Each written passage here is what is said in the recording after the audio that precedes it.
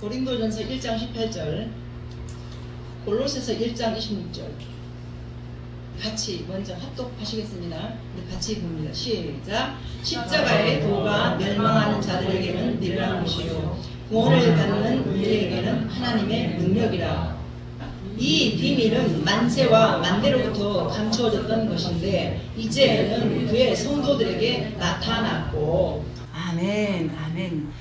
우리 계속해서 이제 복음을 선포하는 가운데 십자가의 도에 대해서 세 번째 시간입니다. 그래서 십자가의 도에 대해서 1장 18절 말씀을 가지고 계속해서 읽는 이유가 있습니다. 이 십자가의 도는 그냥 한 번에 단번에 아무 예고도 없이 짱 하고 나타나는 것이 아니라 만세 전부터 감추어졌던 비밀, 그런데 누구에게만, 하나님이 택한 성도들에게만 맑게 알아듣게 하고 보여지게 하고 들려지게 해서 깨달아지게 해서 십자가의 그 은혜로 하나님을 향한 소망으로 살게 하려고 이렇게 하신 것입니다. 그래서 십자가의 도. 자, 오늘은 세 번째입니다. 자, 세 번째, 창세기 3장 15절에서 여자의 후손으로 오신 예수님을 예고했잖아요. 여자의 후손으로 오신 분이 누구냐? 예수님. 십자가의 도가 그래서 완성이 됐다는 거예요. 여자의 후손이 네 머리를 상하게 할 것이요 너는 그의 발뒤꿈치를 상하게 할 것이니 했잖아요. 근데 이것을 어떻게 했어요? 역설적으로 뒤로 이렇게 사단이가, 뱀이가 먼저 뒤꿈치를 물어요. 근데 뒤꿈치 무는 게 뭐냐? 십자가에서 예수님이 죽으셨잖아요. 그게 발뒤꿈치를 무는 거예요. 근데 십자가에서 예수님이 죽으시는 그것이 바로 뱀의 머리를 박살냈잖아요. 이게 뭐예요? 십자가에서 죽으신 거. 그것이 십자가의 도로 완성이 된 거예요. 그래서 만약에 사단이 이거를 알았으면은 안 죽였죠. 몰랐으니까.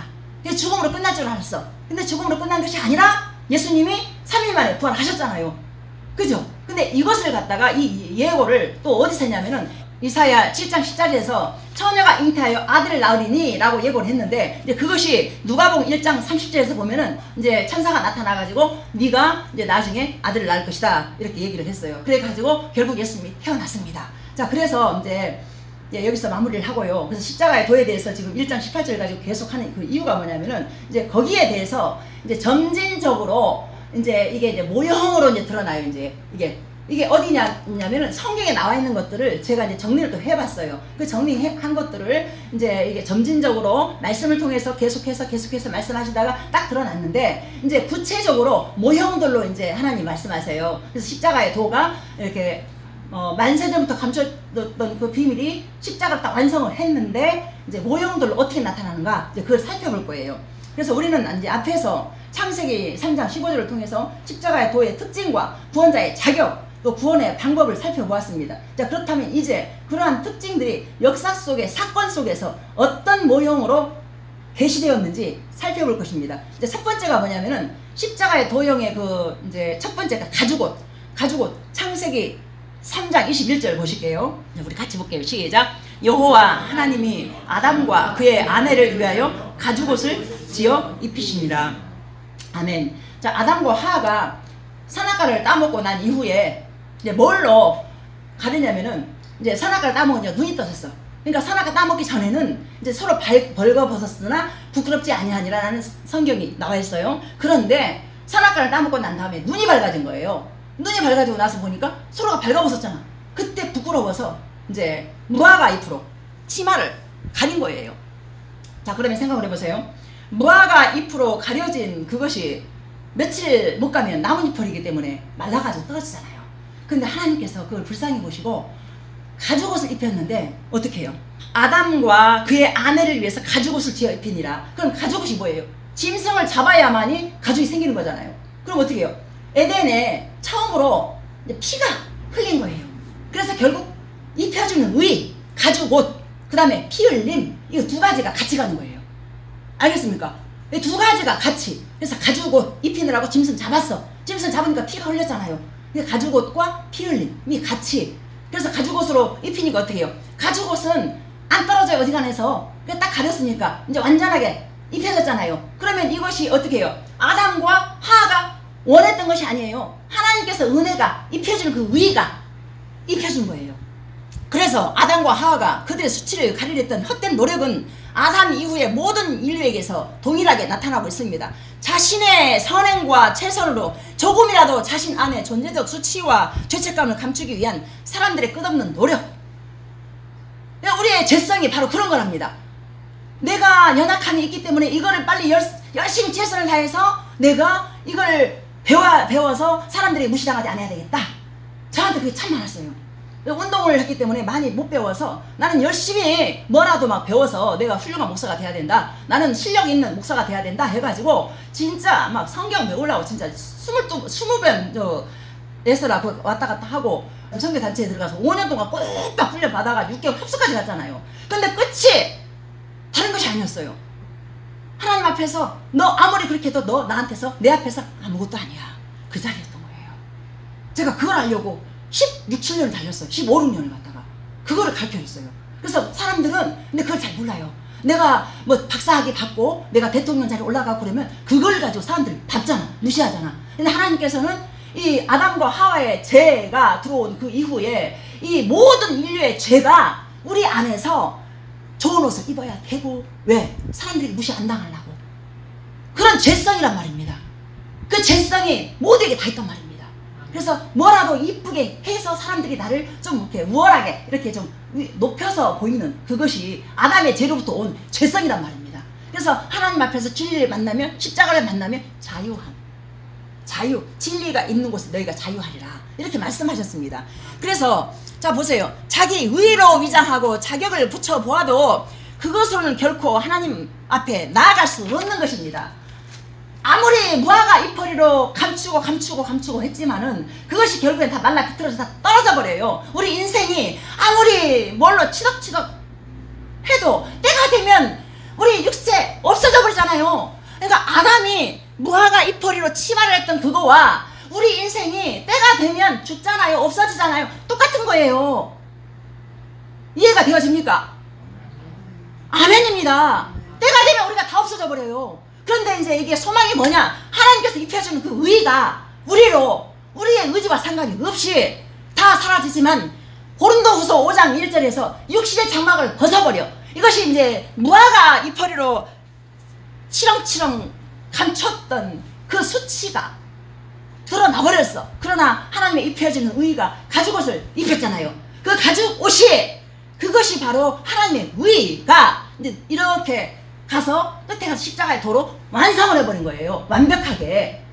그래서 입혀주는 그 의, 그 은혜면 우리는 충분한 것입니다. 우리의 현실하고는 정말 아무 상관이 없어요.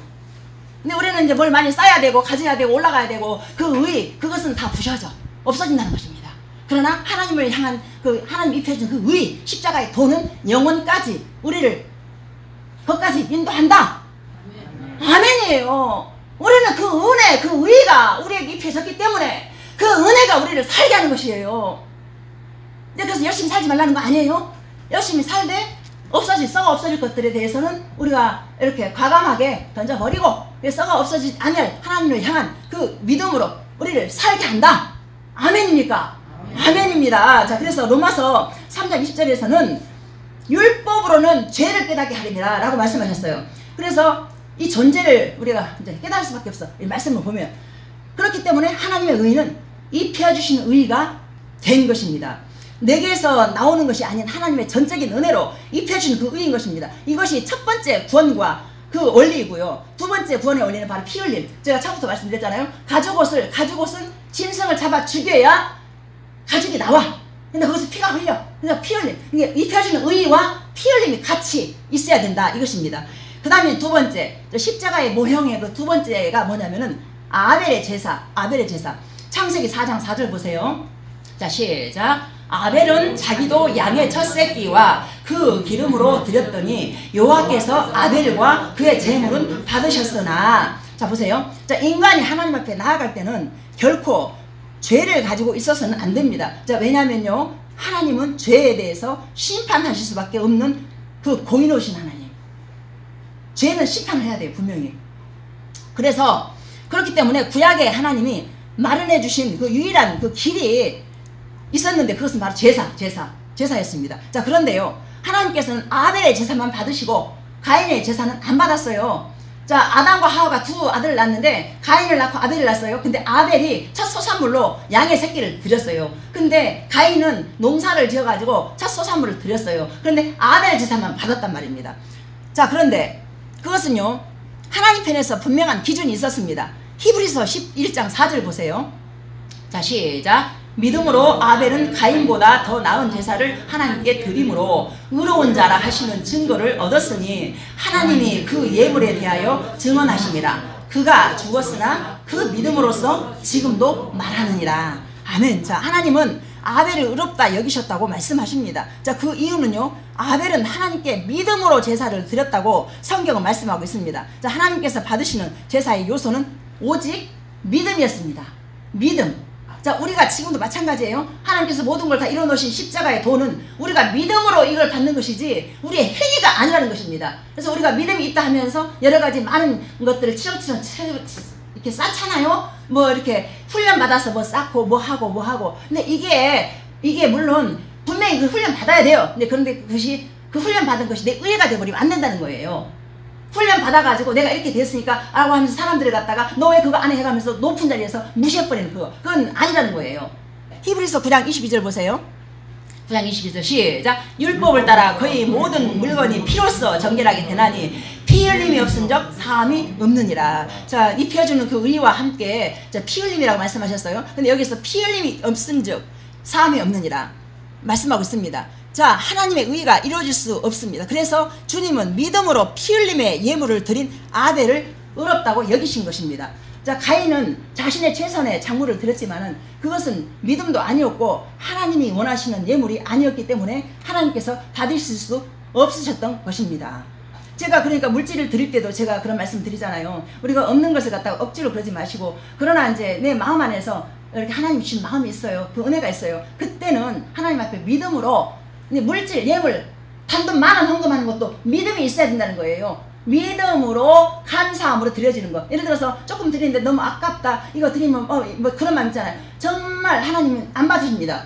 그냥 돈만 나가는 거예요. 이제 감사함으로 좀 하나님 너무 감사하다, 이제 그런 마음이 마음에서 속에서 솟아나. 그럴 때는 물질 드리세요. 그러나 내 안에서 조금이라도 단돈 10,000원이라도 얼마 드릴 때 아깝다 막 이런 마음이 있으면 드리면 안 돼요. 왜냐하면 하나님 나라 부자예요. 그래서 제가 그런 말씀을 드리는 거예요. 교회가 분명히 돈이 있어야 돼요. 그러나 하나님이 세우신 교회이기 때문에 하나님이 알아서 운영하시더라 그 말입니다. 그래서 우리가 억지로 또 이렇게 돈 없는데 막 쥐어 짜가지고 이렇게 헌금하는 거 하나님 뭐 물론 기뻐하시겠지만은 제 입장에서는 막 힘들 때는 자유롭게 아버지 집이니까 편안하게 오시다가, 그러나 만약에 감사가 너무 커 그럴 때 단돈 10,000원에도 아이고 하나님 감사합니다, 이 마음, 이렇게 예물을 드린다는 것입니다. 그래서 이제 가인에게는 그런 마음이 없었기 때문에 하나님 받지 않으셨다, 이런 말씀입니다. 그 다음에 이제 십자가의 모형 세 번째가 있어요. 노아의 방주. 창세기 6장 13절로 16절. 우리 교독할게요. 많으니까 제가 먼저 읽을게요. 하나님이 노아에게 이르시되 모든 혈육 있는 자의 포악함이 땅에 가득하므로 그 끝날이 내 앞에 이르렀으니 내가 그들을 땅과 함께 멸하리라.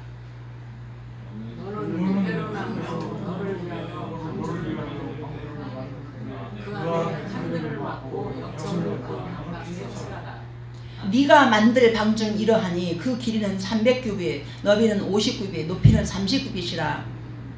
거기에 창을 내지 위에서부터 한 곳에 그 문은 옆으로 내고 상층으로 하시니라. 17절 한 절 더 같이 읽습니다. 시작. 내가 홍수를 땅에 일으켜 무릇 생명의 기운이 있는 모든 육체를 천하에서 멸절하니 땅에 있는 것들이 다 죽으리라. 아멘입니다. 자, 여기서 이제 노아의 방주에서 볼 수 있는 것이 뭐냐면은요. 자, 배도 한 척이에요. 배도 한 척. 그 다음에 문이 딱 한 개밖에 없대요. 이게 무슨 말이냐. 구원은 오직 한 길이다. 그걸 예표하는 것이랍니다.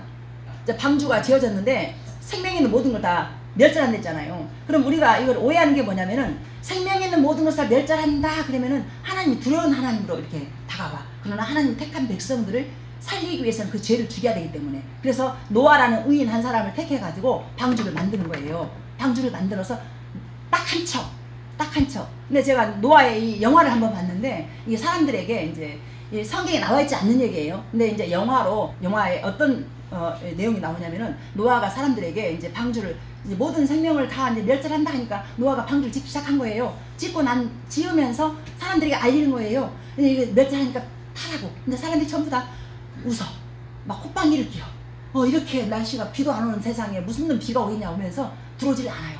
그러고 난 다음에 하나님 너무너무 정교하게 그 영화를 어떻게 이렇게 만들었는가 몰라요. 동물들까지 한 쌍씩을 다 들여보내는데요. 아주 줄줄이 딱딱딱딱 줄 맞춰갖고 다 금으로 다 들어가요.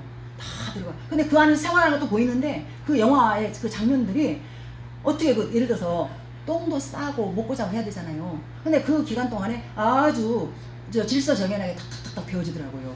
그래서 하나님께서 이렇게 방주를 만들고 한 그것이 이게 뭐냐? 그것도 심판의 목적이 아니라 사랑이라는 것을 여러분 기억해야 합니다. 사랑입니다. 사랑. 그래서 창세기 6장 8절에 보면 그러나 노아는 하나님께 은혜를 입었더라. 그러니까 은혜를 입은 노아 한 사람이 하나님은 은혜로 노아를 불러내셨고 그에게 심판할 것을 미리 말씀하셨습니다. 그리고 그에게 방주를 짓게 하셨지요. 노아의 홍수는 심판의 목적보다 큰 구원이 있었던 하나님의 사랑이었던 것입니다. 또한 노아의 방주 홍수 사건을 통해서 하나님의 일방적인 사랑으로 오직 은혜인 것을 볼 수 있고요. 또한 구원의 길은 오직 한 길이라는 것을 알 수 있습니다. 그래서 자 요한복음 14장 6절 보세요. 시작. 예수께서 이르시되 내가 곧 길이요 진리요 생명이니 나로 말미암지 않고는 아버지께로 올 자가 없느니라. 아멘. 사도행전 4장 12절 시작. 다른 이로서는 구원을 받을 수가 없나니 천하 사람 중에 구원을 받을 만한 다른 이름을 우리에게 주신 일이 없습니다. 아멘. 자, 이 말씀처럼 구원은 여기에 있고 저기에 있고 하는 것이 아니라 딱 한 길이라는 거예요. 그래서 십자가의 모형들이 보면은 전부 다 한 길만 얘기하는 거예요. 한 길, 한 길. 오직 한 분 예수님만 생명의 길이다 그거예요. 제가 늘 말씀드리잖아요. 그래서 세상 복잡해. 근데 희한하게 사람들 아무리 전해도 안 들어요. 근데 이렇게 듣는 사람이 있어요. 그러니까 내가 뭐 길이요 진리요 생명에 대해서 예수님을 우리가 이거를 딱 알고 그 믿음으로 나와서 예배드리는 거 있잖아요. 이것도 아무나 그렇지 않다는 거예요. 근데 또 아이러니한 것은 뭐냐면은 교회에 나온다고 해서 다 알아듣는 거 아니에요. 제가 십자가의 도의 비밀에 대해서 이 비밀을 솔직히 며칠 알겠느냐고요. 제가 말씀드렸잖아요. 세상에 제가 이제 많은 사람들 알고 있는데 이렇게 전화 통화 한 번씩 하면은요 전부 다 땅 꺼지는 한숨과 그 목마름으로 그냥 어쩔 줄을 몰라. 근데 제가 늘 말씀드리고 저는 기도원 같은 데 가본 적이 없어요. 왜냐하면 골반 기도하면서 말씀을 읽고 그러면 채워져요. 그래서 아무것도 가지지 않았지만 마음의 기쁨, 평안, 감사가 있더라 이겁니다. 그래서 여러분들에게도 제가 드리고 싶은 건 다른 것이 아니에요. 저는 돈도 없고 아무것도 못 드려. 그러나 기도하면서 제가 기도하는 제목 중에 하나가 뭐냐면은 말씀을 사모하게 하소서. 그걸 말씀 읽고 기도하게 하소서. 그러면요 우리 안에 이것이 채워지는 그 은혜가 분명히 있습니다. 말씀이 생명이기 때문에. 그래서 그 말씀을 꼭 봐야 됩니다. 그리고 그 말씀 붙잡고 기도해야 됩니다. 제가 자꾸 얘기하는 게 바로 그거예요. 그래서 우리 교회에서는 다른 것이 아니라 말씀을 제대로 가르치는 교회가 될 거예요. 말씀을 바르고 알고 바르게 깨달아서 바르게 말씀을 전하는 그러한. 그래서 결국 기본적인 십자가의 도, 이 복음을 제대로 알고 난 다음에 이제 말씀을 보게 되면 이제 보이고 들립니다. 이제. 자, 그래서 이제 그 다음에 이제 이걸로 이제 노아의 방주가 이제 오직 길은 한 길이다라고 끝났고, 그 다음에 십자가의 그 모형이 이제 6월절로 드러납니다. 6월절. 출애굽기 12장 21절로 23절 보시겠습니다. 시작. 모세가 이스라엘 모든 장로를 불러서 그들에게 이르되 너희는 나가서 너희의 가족대로 어린 양을 택하여 6월절 양으로 잡고 우슬초 묶음을 가져다가 그릇에 담은 피에 적시어서 그 피를 문 인방과 좌우 설주에 뿌리고 아침까지 한 사람도 자기 집 문 밖에 나가지 말라.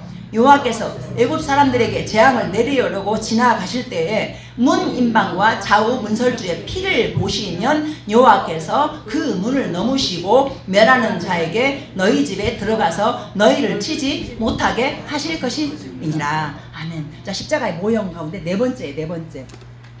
자, 6월절 사건은 하나님이 우리에게 베풀어 주신 그 구원 사건의 전모를 낱낱이 드러내주고 있는 미니어처 같은 그러한 사건입니다. 자, 이 사건은 아브라함의 언약 창세기로부터 시작됩니다. 창세기 12장 1절로 3절 보세요.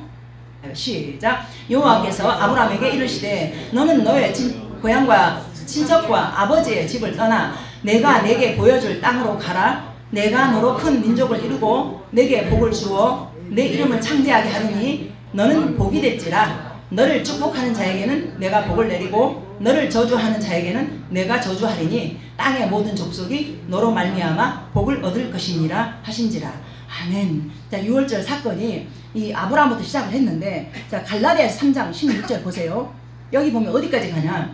자, 이 약속들은 아브라함과 그 자손에게 말씀하신 것인데 여럿을 가리켜 그 자손들이라 하지 아니하시고 오직 한 사람을 가리켜 내 자손이라 하셨으니 곧 그리스도라.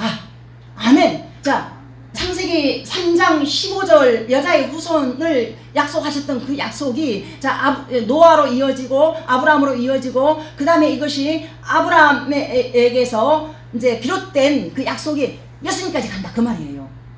자, 75세 아브라함을 부르시고 거창한 약속을 하셨지만은 결국 25년이 지나서 사라의 죽은 태 속에서 이삭 한 사람을 태어나게 합니다. 그리고 이삭을 통해서 야곱과 에사가 태어나는데 또 하나님이 야곱을 택하십니다. 그 야곱을 통해서 어떻게 해요? 12 아들들이 태어나요. 그 12아들들 중에 그 중에 이제 하나님의 섭리 안에서 요셉이 이제 형제들의 핍박을 받고 애굽으로 이제 팔려갑니다. 미디안 상인들에 의해서. 거기에서 이제 요셉이 국무총리가 돼요. 이제 하나님의 섭리 속에서. 그래서 기근이 일어나가지고 야곱의 모든 족속들이 어떻게 해요? 그쪽으로 다 이사를 가게 돼요. 이제 그러면서 애굽에서 이제 하나님이 약속하신 네 이제 자손들을 한 무뼈를 팔아 별과 같이 많게 하리라 했던 그 말씀이 이제 거기에서 이루어지는 거예요. 그래서 거기에 그 이스라엘 백성들을 만들어내요. 하나님이 12지파를 통해서 그러니까 아브라함 한 사람을 통해서 25년 동안의 시간을 거쳐가지고 이삭 한 사람 끄집어내고 그 이삭을 통해서 두 아들이 나오고 두 아들을 통해서 12아들 그 12아들들이 애굽으로 이사 가가지고 거기서 이제 백성들을 만들어냅니다. 그래서 아브라함에게 약속한 큰 민족이 이루어지게 돼요. 그리고 드디어 출애굽을 인도할 한 사람을 준비하십니다. 자, 그 사람이 누구냐? 모세라는 한 사람을 준비를 하는데 이 사람이 그 애굽에서 있었으니까 왕자로 40년 동안 살아. 그러면 얼마나 똑똑하고 얼마나 그냥 혈기도 넘치고 왕성해. 근데 하나님 희한하게 혈기 왕성한 모세를 갖다가 안 써요. 다 기운 다 빼버려. 40세에 사람을 죽이고 나서 미디안 광야로 도망가요. 그러고 나서 거기에서 40년을 다시 보내. 또 어떻게 40년 더 지났으니까 80세가 됐잖아. 80세 된 이 모세가 말도 오늘해지고 몸도 다 늙어버리고 아무 힘이 없어. 근데 하나님께서 그렇게 불러내서 쓰신 목적이 있어요. 그게 뭐냐? 너는 아무것도 아니지만 내가 너를 통해서 하는 모든 일은 내가 나를 드러내는 하나님을 드러내는 도구로서 힘없는 사람을 끄집어내더라 그 말입니다.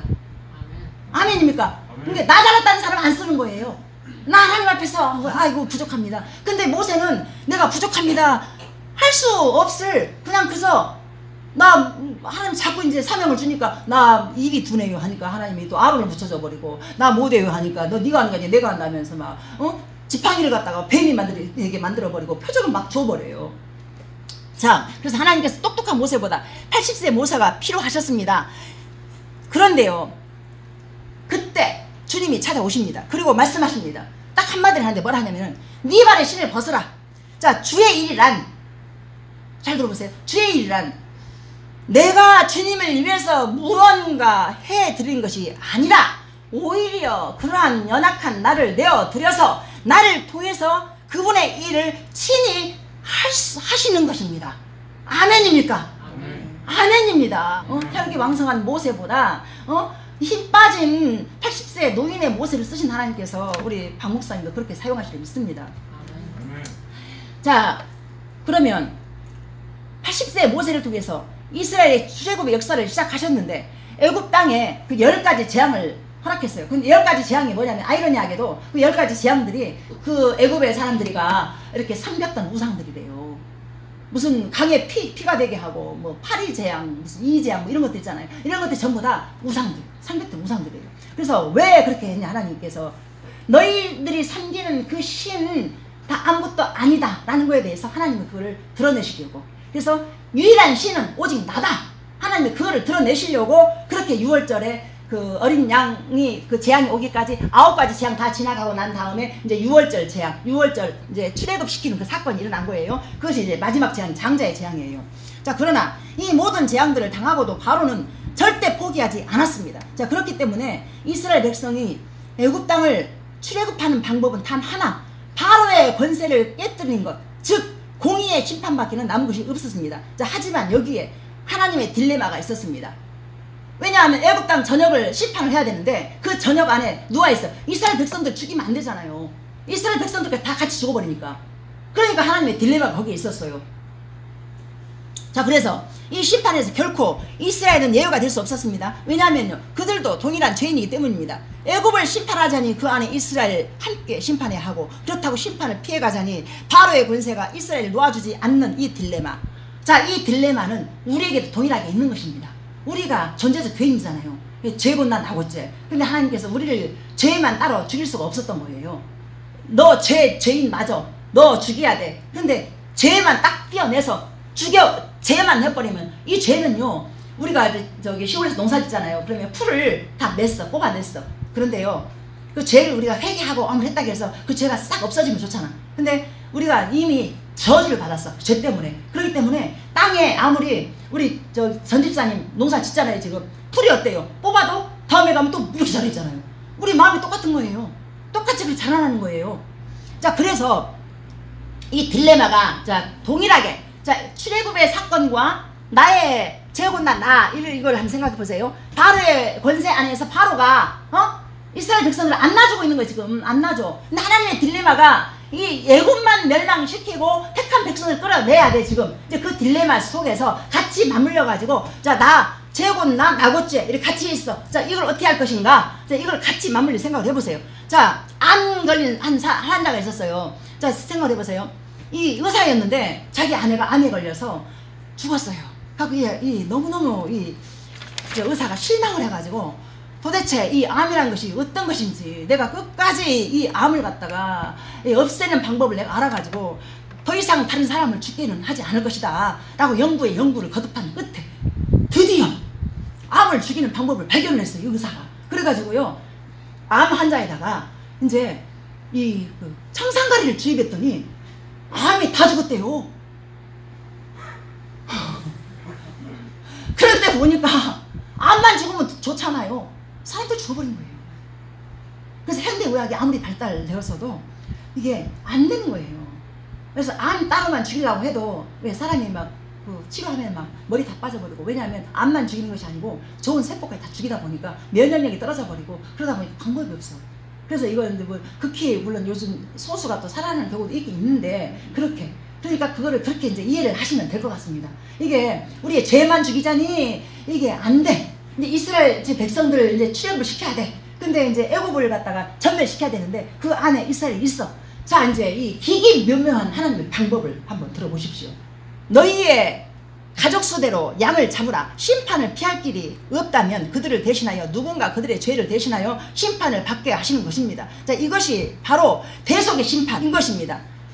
6월절에 양은 심판을 받고 죽어야 하는 이스라엘을 대신하여 그 심판과 죽음을 당하는 것입니다. 그리고 그 피를 문설주에 바르고 그 양의 고기를 먹으라 하십니다. 내 살을 먹고 내 피를 마시라 하셨던 예수 그리스도의 모형인 것입니다. 양이 죽을 때 일어났던 일은 실제로 다 나에게 일어난 일인 것입니다. 양에게 집행하는 심판을 내가 받아야 하는 심판이었습니다. 그렇기 때문에 양이 죽었다는 것은 내가 죽었다는 것입니다. 심판받아 저주받은 나는 이제 양이 죽을 때 대속의 심판을 통해서 이미 죽었고 양의 고기를 먹으며 나의 옛 생명으로 사는 것이 아닌 새 생명으로 산다는 의미를 가지고 있는 것입니다. 자 그리고 나면 자 심판이 이루어진 그 밤에 자 죽음의 천사가 지나갈 때 문설주에 어린 양의 피가 칠해진 그 집안에 있는 사람들에게는 심판이 주어지지 않고 넘어가는 것입니다. 6월절 그 양의 피를 볼 때에 내가 넘어가리라. 근데 그 찬양이 그냥 나온 게 아니에요. 6월절 어린 양의 그 피를 문설주에 받을 그 안에 들어가 있어야. 그러니까 내가 문설주를 발랐어. 근데 내가 발랐으니까 그냥 밖에 있다? 그럼 심판 당하는 거예요. 근데 그 안으로 들어가야 돼.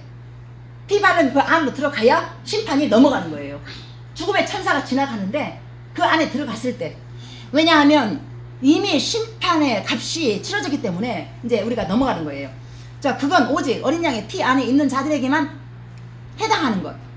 그 피 안에 있지 않으면 심판을 받아 죽을 수밖에 없는 것입니다. 자, 이 십자가의 원리를 유월절이라는 사건을 통해서 주님이 말씀하고 있습니다. 유월절 밤이 지나고 심판이 애굽 전역에 행하여진 후 그곳을 떠날 때 죄의 노예로 살던 이스라엘 백성은 이미 죽고 새로운 존재로 출애굽했던 것입니다. 자, 로마서 3장 23, 25절 보세요. 또 우리 같이 보겠습니다. 자, 모든 사람이 죄를 범하였음에 하나님의 영광에 이르지 못하더니 그리스도 예수 안에 있는 속량으로 말미암아 하나님의 은혜로 값없이 의롭다 하심을 얻은 자 되었느니라. 이 예수를 하나님이 그의 피로써 믿음으로 말미암는 화목제물로 세우셨으니 이는 하나님께서 길이 참으시는 중에 전에 지은 죄를 간과하심으로 자기의 의로우심을 나타내려 하시니. 아멘입니다. 자, 믿음으로 말미암은 화목제물, 이것이야말로 하나님도 공의로우시고 받는 우리도 의롭다 칭함을 받을 수 있는 완전한 공의인 것입니다. 구약시대의 제사 제도는 공의로우신 하나님 앞에 죄인이 나아갈 수 있는 유일한 길, 그 제사였습니다. 죄가 있는 상태로 하나님 앞에 나아가면 심판이기에 화목제물에게 나의 모든 죄를 전가하고 잡을 때 그들을 제물에게 일어나는 그 일이 자신에게 일어나야 했던 일임을 기억하고 믿음으로 함께 심판에 참여했던 것입니다. 유월절 어린 양과 예수님께 십자가에서 죽으신 그 예수님과 동일하게 같이 맞물려 있는 거예요. 이게 이해가 되어집니까? 그래서 십자가의 도가 완성되어질 때 그냥 뚝딱 하고 완성된 것이 아니고 창세기부터 이렇게 쭉쭉쭉 나오면서 계시하고 또 모형으로 비춰지면 내가 이렇게 할 것이다라는 거에 대해서 계속해서 점진적으로 이렇게 해서 온 거예요. 그래서 십자가의 도를 통해서 예수님 완성시켜버린 거예요. 완성된 십자가의 도를, 그 능력을 예수님을 우리가 그 믿는 자체가 소망인 것입니다. 이 땅에서 그 소망에 우리를 살게 해야 우리가 현실 앞에서 이 어렵고 힘든 현실 앞에서 그걸 이기고 살아나는 거예요. 아멘. 자, 마침내 하나님의 때에 당신의 아들을 보내어 그를 온 세상에 화목제물로 삼으신 것입니다. 단번에, 그리고 영원한 효력이 있는 하나님의 의인 것입니다. 자, 그런데 이것은 한 가지 전제가 있습니다. 오직 믿음으로 받아들인다는 것. 그저 예수 그리스도가 그 일을 이루셨기에 모든 사람에게 동일하게 구원이 임하는 것이 아닙니다. 오직 믿는 자에게만 그 효력이, 구원이 임한다는 것입니다. 근데 이 믿음으로 이렇게 받아들인다는 그것이, 나 믿어야 되겠다 하고 딱 믿으면 얼마나 좋겠어요. 갖다 보여주고 지어주고 해도 못 알아들어요. 당신 죄인이라고 그러면 내가 뭔 죄를 졌냐고 막 바락바락 덤비고 그런 경우가 많습니다. 그래서 우리가 예수님 믿고 이 자리에 나와서 예배 드리면서 하늘을 향한 소망을 가진다는 그 자체가 우리에게는 그것이 바로 삶의 목적이 되고 소망이 되고 힘이 되는 거예요. 아멘. 아멘입니다. 그래서 하나님은 그 놀라운 일을 십자가의 도 안에 예비해 놓으셨습니다. 자, 그렇다면 받는 우리 편에서 필요한 태도는 단 하나, 하나님이 다 이뤄놓으신 이 놀라운 일을 그저 믿음으로 아멘, 아멘, 끝이에요. 그래서 우리의 노력, 애씀, 우리의 모든 행동들이 딱 멈춰진 그 자리에서 제가 그러잖아요. 큰 자나 작은 자나 하나님 앞에서는 다 똑같이 아무것도 아니다 그 자리라고요. 아멘. 그래서 제가 다시 한번 강조하는 것은 뭐냐면, 이번에 우리 이제 가족들 모였을 때 우리 박사님이 있어요. 한 박사님이라고, 함선이라고. 근데 그 한 박사가 참 교만하려면 참 교만할 사람이에요. 돈도 많이 벌고요. 그리고 믿음도 좋아요. 근데 그 한 박사는 우리 식구들하고 같이 교제하잖아요. 항상 겸손의 그 자리예요. 그리고 돈을 많이 버는데 그 돈을 갖다가 다 이렇게 구아돋고 구아도 이게 하면서, 그래서 제가 이제 그 얘기를 하면서 그랬습니다. 니는 어떻게 교만할 수밖에 없는 그게 엄청 많은데 어찌 그러냐 그러더라고요. 형님, 저 내세울 거 없어요. 그래서 예수님 제대로 만나잖아요. 겸손의 자리에서 생명의 꽃이 그때 피어나는 거예요. 근데 예수님 잘못 설 만나잖아요. 그러면은 나 잘하고 있는 거야. 나 여기에 있어. 그리고 나서 너 왜 그래? 지적질만 하고 이렇게 난도질하는 거예요. 정죄 판단하면서. 그래서 우리는 겸손하게 하나님 앞에 붙들린 그 은혜가, 그 증거는 바로 겸손입니다. 믿음을 받은 사람은 겸손. 그래서 제가 우리 성도들 모두가 다 울 때 함께 같이 울고, 기뻐할 일 있으면 같이 기뻐하고, 그래서 우리 모두가 다 함께 서로 같이 한 몸 돼요. 머리 대신 예수님 그 한 몸 돼요. 모든 걸 완벽하게 이루신 십자가의 도, 그 은혜를 믿으면서 함께 천국까지 갑시다. 아멘. 자, 기도하겠습니다.